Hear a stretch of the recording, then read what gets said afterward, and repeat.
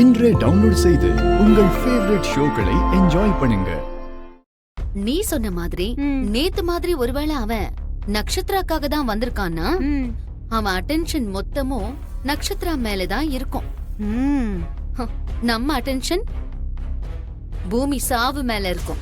அப்படின்னா நக்ஷத்ராவை எறையா போட்டு பூமிங்கிற சுறா மீனை காலி பண்ண போறேன்னு சொல்ற, அப்படிதானே? அதேதான் சித்தி. இந்த எறைய அவன் முழுங்கிட்டு அந்த சாவுல இருந்து சுறாவை அவன் தப்பிக்க வச்சுட்டான்னா உன் பொழப்பு கண்ணீர் கதையா மாறிடும். அது தெரியும்ல உனக்கு? சித்தி, அவசகனமா பேசாத. எறைய பின்னாடி எப்படி இழுக்கணும், சுறாவை சுடுகாட்டுக்கு எப்படி அனுப்பணும்னு எனக்கு ரொம்ப நல்லாவே தெரியும். உன்னை பத்தி எனக்கு நல்லா தெரியும்.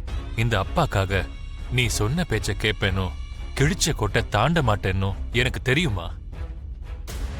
ஆனா அந்த ககனுக்கு தான் இது புரியவே மாட்டேங்குது. அவனுக்கு நீதான் புரியுற மாதிரி சொல்லணும். எல்லைய மீறி உன்கிட்ட வந்தான்னா நீ தைரியமா அடி. உன் பின்னாடி நான் இருக்க. நீ அவனை அடிப்பேன்னு எனக்கு சத்தியம் பண்ணுமா?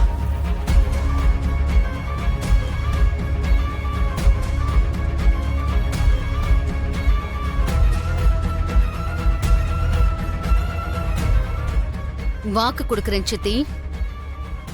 இந்த ஒரு அடியால அந்த பூமி கதையை நான் முடிச்சு காட்டுறேன். அந்த ககனையும் ஒரேடியா பூமிக்குள்ள புதைச்சிடுறேன். அம்மா, நான் உங்களை தான் கேட்கிறேன். பூமி கிட்ட நீங்க பேசவே இல்லைனாலும் பரவாயில்லம்மா. ஆனா நீங்க அவகிட்ட பேசும்போது அவங்க யாராவது பார்த்து பிரச்சனை பண்ணி உங்களை அவமானப்படுத்தினா என்னால தாங்க முடியாதுமா. அப்புறம் நான் என்ன பண்ணுவேனே தெரியாது. அந்த மாதிரி எதுவும் நடக்காதுடா. நான் அவகிட்ட ஜாக்கிரதையா பார்த்து பேசுறேன்.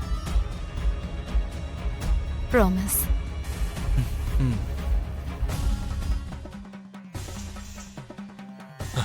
என்னம்மா, அந்த ககனை கை நீட்டி அடிக்கிறதுக்கு உனக்கு மனசு வரல? தங்க வச்சு உனக்கு சாப்பாடு போட்டாங்கிற விசுவாசம் உன் மனசுல அப்படியே நின்னு போச்சுல? நீ காட்டுற இந்த நன்றி விசுவாசத்தால அப்பாவோட மானம் போச்சுன்னா உனக்கு பரவாயில்லையாமா? ஐயோ, அப்படி பேசாதீங்க அங்கிள். உங்களை விட எனக்கு வேற யாரும் முக்கியம் இல்லை. அப்படின்னா எனக்கு சத்தியம் பண்ணு. எல்லைய மீறினான்னா அந்த ககனை அடிப்பேன்னு எனக்கு சத்தியம் பண்ணு.